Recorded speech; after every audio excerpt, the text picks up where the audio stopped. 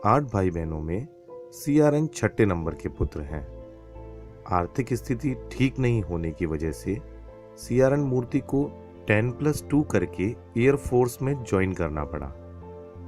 1999 में अगिला के साथ उनका विवाह हुआ। उनके पुत्र हरिशंकर आज 18 वर्ष के हैं।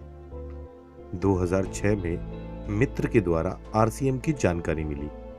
नौकरी में हमेशा समय और पैसों की कमी रहती थी, इसलिए उन्होंने एक अच्छी नौकरी होते हुए भी आरसीएम में अपना करियर बनाने की ठानी।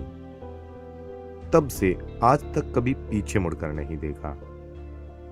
2008 में रॉयल्टी तथा उसके बाद लगातार आरसीएम में पिन को बदलने का सिलसिला जारी रखा।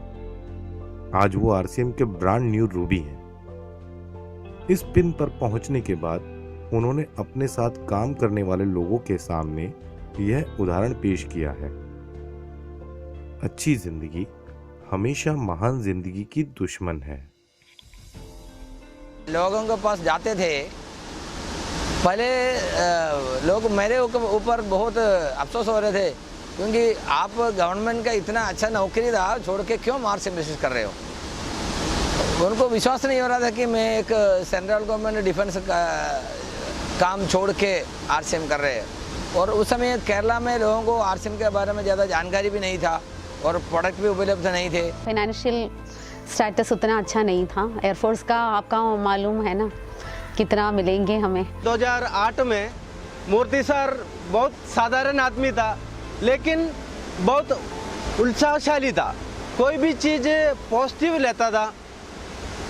उस टाइम जब मैं मिला था सर के पास, एक्चुअली एक मोटरसाइकिल रहता था। जो पैसा मिलता है, तनख्वाह मिलता है, उससे तो एक महीने का कैसे खर्चा करना हम प्लानिंग करते थे। लेकिन पूरा ज़िंदगी में 20 साल नौकरी करने के बाद भी 1-1.5 लाख से ज़्यादा मैं सेविंग नहीं कर पाया। पहले हमारा घर रेंटेड पे थे, रेंटेड घर में रहते थे हम, लेकिन अभी तो पूरा हमारा लाइफस्टाइल चेंज हो गया। अभी तो हमारा ओन घर। फॉरेन से वापस आया तो एक्चुअली मूर्ति सर को देख के मेरे को आश्चर्य हुआ। मतलब 3-4 साल के बाद में आदमी में बहुत ज़्यादा बदलाव हुआ।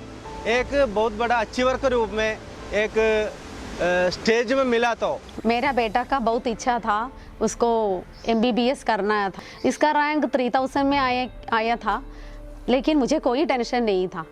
हमें मालूम था कि उसको कोई प्राइवेट मेडिकल कॉलेज में मिलेंगे।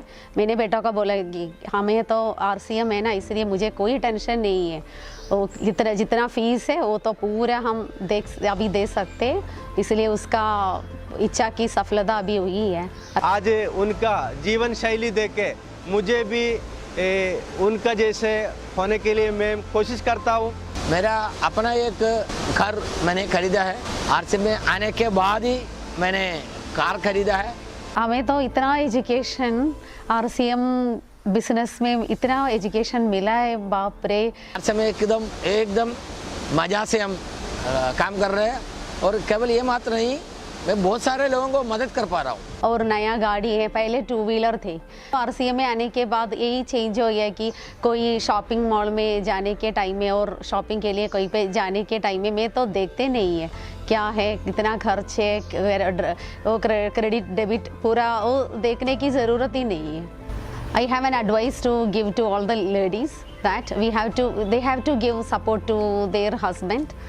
Then they can see that in future so many changes will come to their life. They will have all prosperities and whatever all the wishes will fulfill, no doubt. हम सबको यही message देना चाहता हूँ, RCM में आप family के साथ जुड़ जाइए और जितना जोश हो सकता है उतना जोश से आप आरसीएम में काम कीजिए। आपका एक सफल फ्यूचर हो जाएगा।